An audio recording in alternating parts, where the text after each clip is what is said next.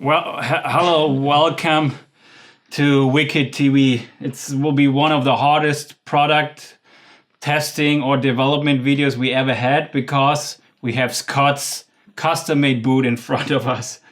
It stinks like hell. You guys are lucky it's not smell-o-vision or something like that, because as you can see, Matthias is about to pass out with the smell. No, honestly, I saw he has something wherever it's sitting, but it's just like the boot in front of us.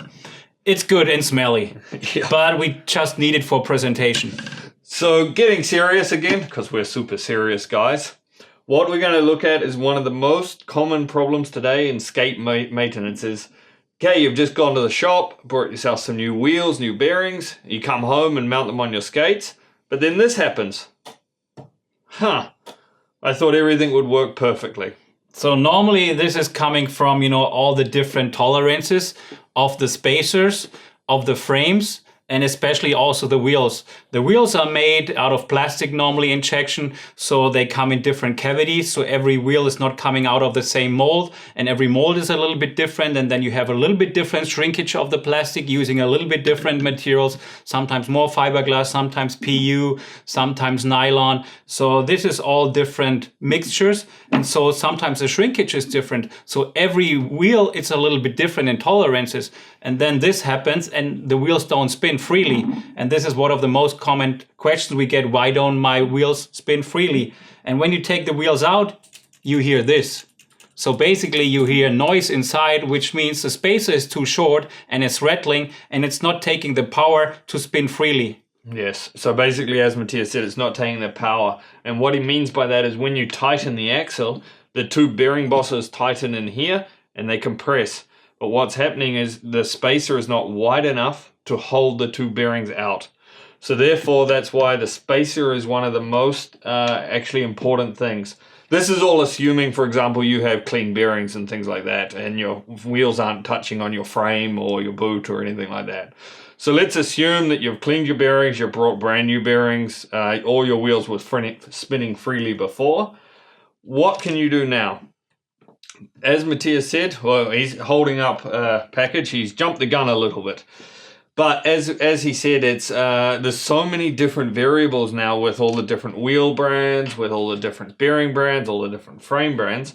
How do you know which spacer is the right diameter? Because these tolerances are fractions of millimeters, and obviously you can't see it with your eyes.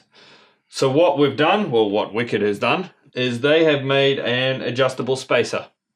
And so basically what it is it's a two pieces. Two pieces made out CNC'd out of aluminum, so it's very precise. So you can see one red part and one black part, and it's screwing together.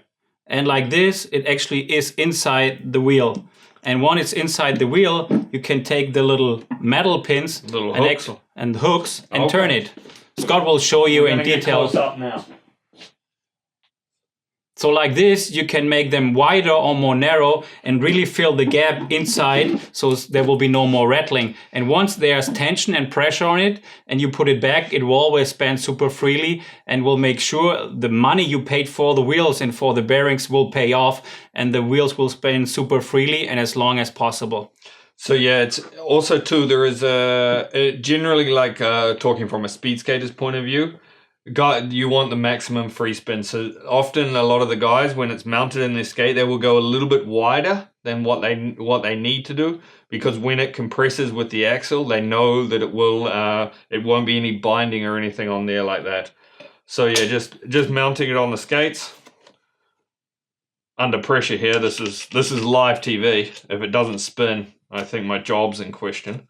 You're taking quite long to mount it anyway. I know. But we have like this nice packaging coming with the 8 spacers, with the 2 little tools coming with it.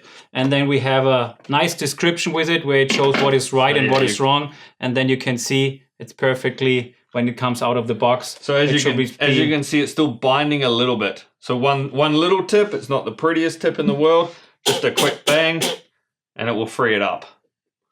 So yeah, that is just to center everything in there. So that is just quite a new product.